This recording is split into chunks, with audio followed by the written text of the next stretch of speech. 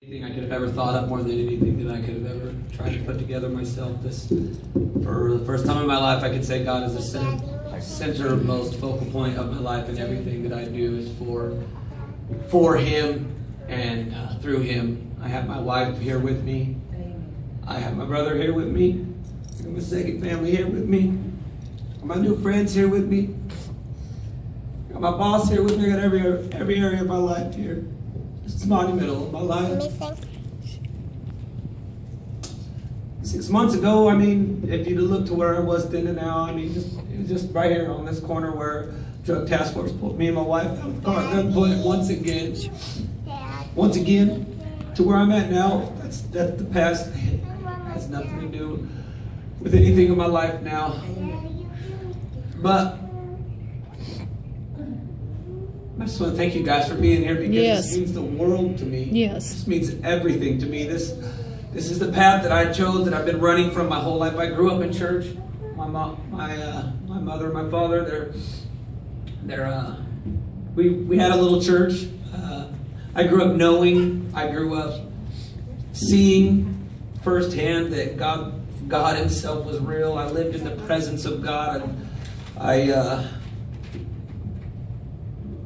knew God. I knew God at a very young age.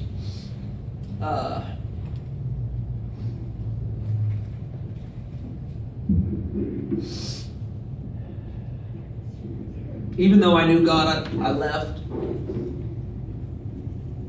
I fell astray. I fell into drugs, partying, immorality, blah, blah, blah, everything else you can do. I was running from God, is what I was doing. I was running from a call. I went to Sweden, to Bible college at one point in my life. Over there it was great, but come back here, I couldn't do it. I couldn't stop doing dope. I couldn't stop partying, fighting. A name was a name that I was trying to be, and I was running from what I really was supposed to be, what I'm called to be. I put people that I love's lives at stake. I paid my brother to drive 4 state lines with 50 pounds of weed. That man right there, he's got a beautiful family. Except for what? One time he could have got pulled over. There's nothing. It breaks my heart for everything that I've done. But I'd do it all again to just see somebody change the way I have, to see Johnny, to see Alan, to see all of you here, just to listen to nobody me, This is what I want to do. This is who I want to be. Yes, Lord. Praise you, Lord. I was tired of the garbage life. I had to go back to my roots, I had to go back to God. I've been running from God for so long. I had to go back. I made a decision. I have to. There's no other way I can live and this time I'm doing it for real. And ever since I've done it, yes, God's totally rearranged my life, changed my life, rearranged my life. I walk in a holy, righteous path. Every day I get up, I say something to my God, and every day I lay my head, I say something to my God. Every day I come to work, I say something to my God. And it's the first time that my life is going right. But there's more to than just doing right. There's more to than just, getting up, saying, God, I love you. You got to spread that knowledge. You got to spread that word. Yes, you got to take that with you everywhere you go. And this is where I'm at now in my life. It's a fight. It's a struggle to be who God wants me to be, because I'm not a chump. I'm not a punk. I'm not a little man. I'm a big man. God raised a big man. There's a Bible. There's a man called David. I like to go hard for the devil, so why can't we go hard for God? You know what I'm saying? I want to do it. See, it says in these things you will do also. I think that was Jesus who said that. That dude walked on water. Greater, yeah. Right? That guy walked on water. Anybody walked on water lately? I ain't walked on water lately. But it says these things you will do, and greater. Greater. I mean, it's going to take somebody to stand up and say, this is who we are, this is what we got to be. There was a guy named David that says, by the way, God restored my marriage. Yes. God restored my marriage. Yes, do it. I love you, Christine. Yes.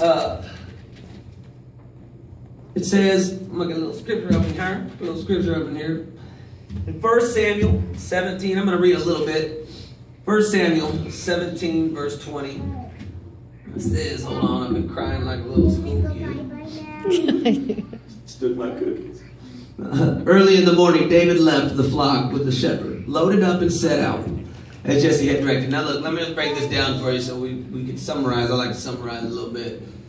Jesse had some kids, I think he had 4 of them. 3 of them was off at the war. Well, this war had been going on for something like 40 days, does that sound right?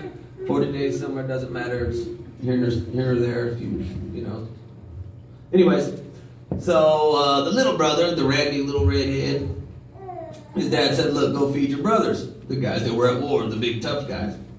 So he sent David off with some sandwiches and some cheese, I think, something like that. But and this is where we're at. And David was off to feed his brothers.